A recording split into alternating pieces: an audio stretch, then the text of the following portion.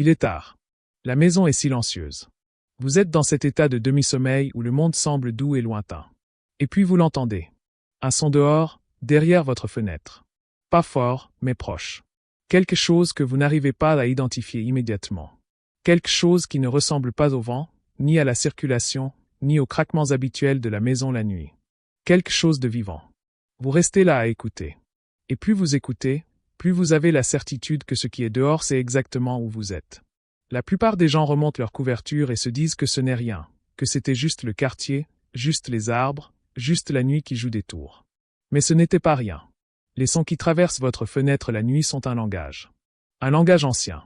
Et les oiseaux qui les produisent communiquent dans ce langage depuis des millions d'années. Bien avant qu'il y ait des maisons. Bien avant qu'il y ait des fenêtres. Bien avant qu'il y ait quelqu'un allongé dans le noir à essayer de comprendre ce qu'il entendait. Ce soir, nous allons le traduire. Bienvenue dans le langage secret des oiseaux.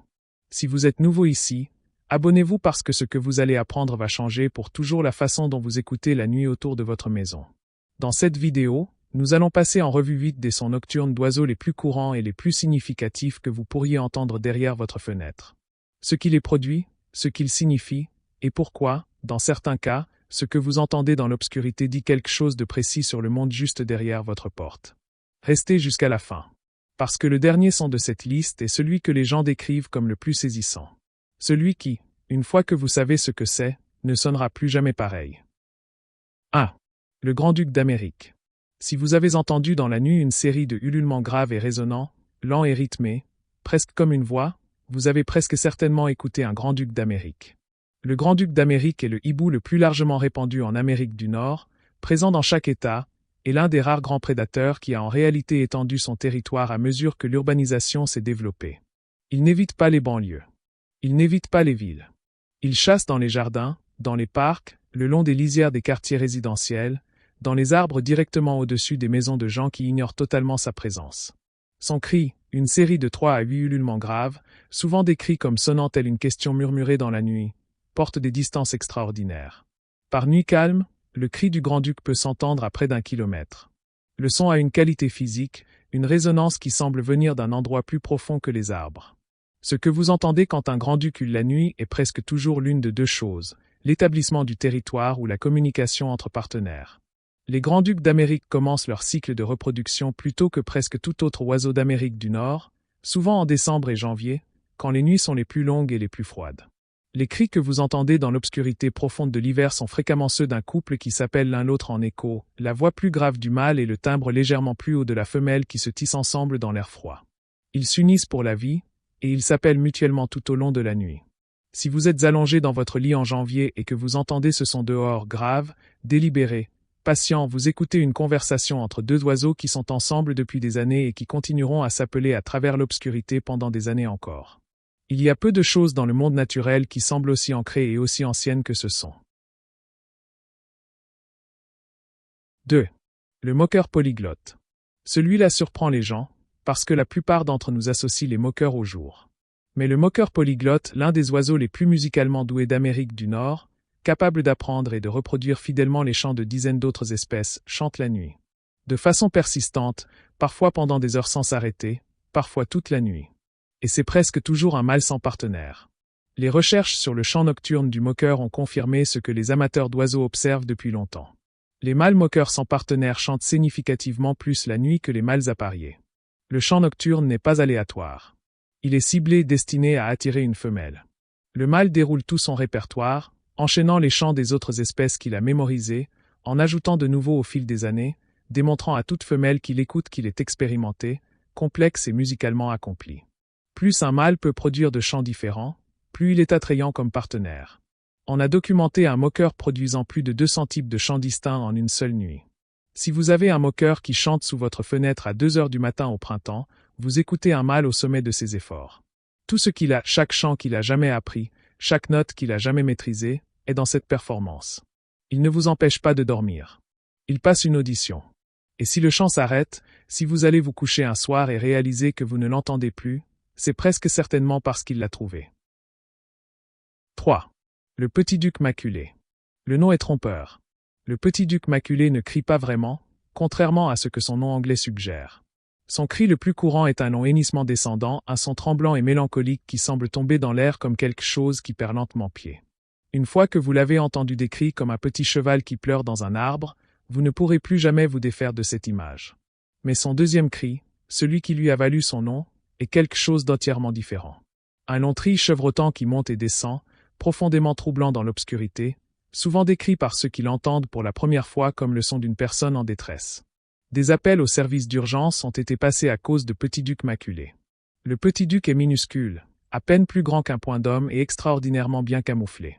Il se perche dans les cavités des arbres et les trous des branches mortes, se pressant contre l'écorce et devenant, à toute fin visible, une partie du bois. Vous pourriez passer devant l'un d'eux 100 fois sans savoir qu'il est là.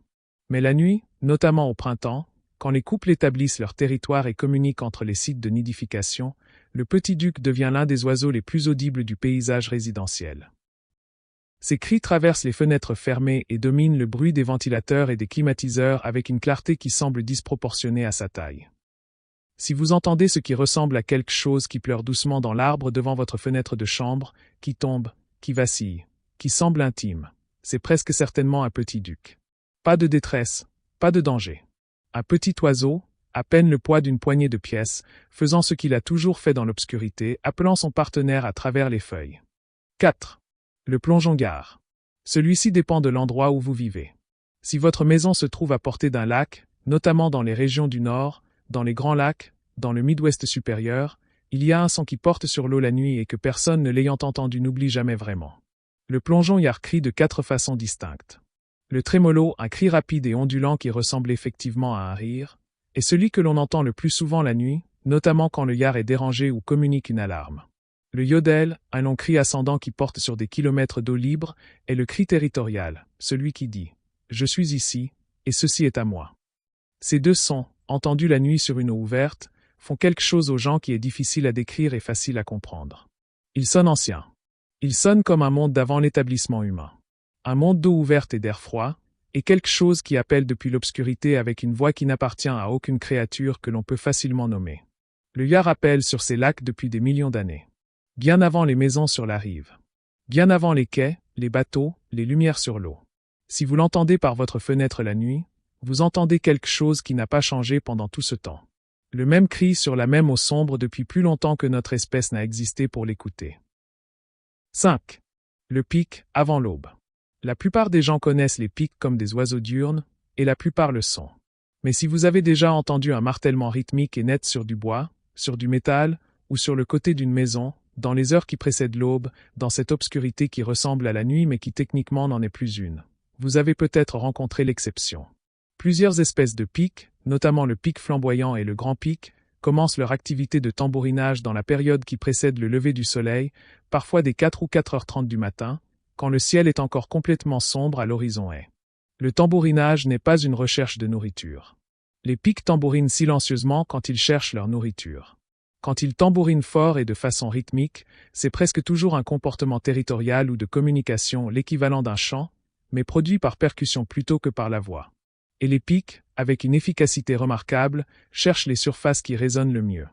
Le bois est bien, le bois mort est mieux, mais les gouttières en métal, les descentes de gouttières, le bardage autour d'une cheminée, un chapeau de cheminée en métal, c'est exceptionnel.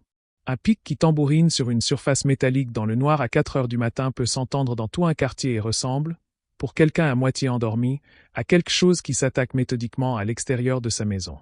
Il ne cause aucun dégât. Il n'essaie pas d'entrer. Il utilise simplement le meilleur amplificateur disponible pour dire « Je suis là. C'est mon territoire. Et je commence ma journée avant même que la vôtre n'ait commencé. » 6. Les cris de vol des migrateurs. Ce qui vient ensuite est quelque chose que la plupart des gens ont entendu sans jamais comprendre ce qu'ils écoutaient réellement. Certaines nuits, notamment au printemps et en automne quand la migration bat son plein, vous pouvez entendre une série de cris fins et aigus venant du ciel au-dessus de votre maison. Pas des arbres, du ciel lui-même. Plusieurs voix, parfois beaucoup, passant dans une direction et s'estompant dans une autre. Ce sont les cris de vol des oiseaux migrateurs. Des centaines d'espèces de passereaux nord-américains migrent la nuit. Ils naviguent à la lumière des étoiles, par les champs magnétiques, par la mémoire de route héritée à travers les générations. Et en volant parfois à des altitudes de plusieurs milliers de mètres, parfois beaucoup plus bas les nuits nuageuses quand ils volent plus près du sol pour utiliser les repères terrestres, ils appellent. Les cris servent à plusieurs fins. Maintenir la cohésion du groupe dans l'obscurité, communiquer leur position, et peut-être partager des informations de navigation d'une façon que les chercheurs s'efforcent encore de comprendre. Ils sont brefs une demi-seconde, parfois moins, et suffisamment aigus pour que de nombreux auditeurs plus âgés ne puissent pas les entendre clairement, bien qu'ils soient souvent audibles par les fenêtres ouvertes les nuits calmes. Ce que vous entendez, si vous entendez cela, n'est pas un oiseau réside. C'est un voyageur, un oiseau qui a peut-être quitté son territoire de reproduction au Canada il y a quelques jours et qui arrivera dans ses quartiers d'hivernage en Amérique centrale dans quelques jours, passant au-dessus de votre maison dans l'obscurité, appelant une fois les autres autour de lui, et continuant vers le sud sans jamais atterrir dans votre jardin. Il ne connaîtra jamais votre nom. Vous ne connaîtrez jamais son espèce. Mais pendant un moment, sa voix est passée par votre fenêtre, et maintenant il est quelque part au-delà de l'horizon, encore en vol. 7. La chouette rayée. Si le grand-duc sonne ancien et posé, la chouette rayée sonne conversationnelle. Son cri le plus connu, dont le rythme en anglais rappelle la phrase « qui cuisine pour vous tous », a une cadence si proche du langage humain que les auditeurs novices cherchent d'abord une personne avant de lever les yeux vers un oiseau. Mais le répertoire vocal complet de la chouette rayée va bien au-delà de cet unique cri. Quand un couple apparié s'engage dans ce que les chercheurs appellent un duo, un échange simultané et entrelacé de cris qui peut inclure des ululements, des caquettements, des gargouillis, et ce qui ressemble sincèrement à un rire maniaque, le résultat est l'un des sons les plus saisissants du paysage nocturne. Des gens ont appelé la police. Des gens ont sincèrement cru, dans l'obscurité et à moitié endormis, qu'il y avait des personnes dans leur jardin en train de faire quelque chose d'alarmant. Ce qui se passait en réalité, deux chouettes brunes de taille moyenne, profondément attachées l'une à l'autre comme seules peuvent l'être des créatures unies pour la vie, célébrant leur territoire et leur union dans la démonstration vocale la plus exubérante de la forêt nord-américaine. La chouette rayée a considérablement étendu son aire de répartition ces dernières décennies, progressant vers l'ouest à travers le continent et s'adaptant avec un remarquable succès aux environnements résidentiels et urbains. La probabilité qu'un couple de chouettes rayées ait établi son territoire dans votre quartier ou à proximité est plus élevée qu'elle ne l'a jamais été. Si vous entendez ce qui ressemble à deux personnes qui se disputent et rient dans votre jardin à minuit, cherchez les chouettes. Elles se sont trouvées, et elles ne font pas dans la discrétion. 8. La tourterelle triste, juste avant l'aube. J'ai gardé celui-là pour la fin, non pas parce qu'il est le plus étrange ou le plus troublant, mais parce que c'est celui qui touche les gens le plus profondément, et celui que j'ai entendu décrire plus souvent que tout autre comme le son de quelque chose qu'ils ne peuvent pas nommer. La tourterelle triste ne chante pas la nuit, mais dans les minutes qui précèdent le plein lever du soleil, dans cette qualité particulière d'obscurité qui n'est plus tout à fait sombre, quand le ciel n'a pas encore décidé que c'était le matin, la tourterelle triste commence. Son cri n'est pas un chant au sens traditionnel. Ce sont 5 notes, graves, creuses, soutenues, qui semblent venir de quelque part juste sous la surface du monde. La deuxième note monte, les autres s'effacent l'une après l'autre jusqu'au silence. Les gens qui ont grandi dans des maisons où les tourterelles tristes nichaient à proximité le décrivent parfois comme le son de leur maison d'enfance, des matins d'été, de la qualité particulière de la lumière matinale avant que la journée ait décidé de ce qu'elle allait être. Les gens qui l'entendent pour la première fois après une perte, après la mort de quelqu'un qui habitait autrefois la maison avec eux, après la fin d'une relation, après que les enfants ont grandi et sont partis, le décrivent parfois comme le son de l'absence. Pas exactement du deuil, de l'espace qui reste après que quelque chose s'est déplacé. La tourterelle triste tient son nom de son cri, et le nom n'est pas inexact. Il y a quelque chose dans ce son qui touche une partie de nous pour laquelle nous n'avons pas de langage facile. Quelque chose qui sait, avant que notre esprit éveillé ne le sache, que le matin est arrivé et qu'un autre jour sans la personne à laquelle nous pensons a commencé. Elle produit ce son depuis plus longtemps qu'aucun d'entre nous n'est là pour l'écouter. Et elle le produira longtemps après que nous serons partis. Avez-vous déjà entendu un son derrière votre fenêtre la nuit que vous n'arriviez pas à identifier? Et êtes-vous resté dans l'obscurité à écouter jusqu'à ce qu'il s'arrête? Dites-moi ce que c'était si vous le savez. Et si vous ne le savez pas, décrivez-le dans les commentaires. Il y a de bonnes chances que quelqu'un ici le reconnaisse. À très bientôt.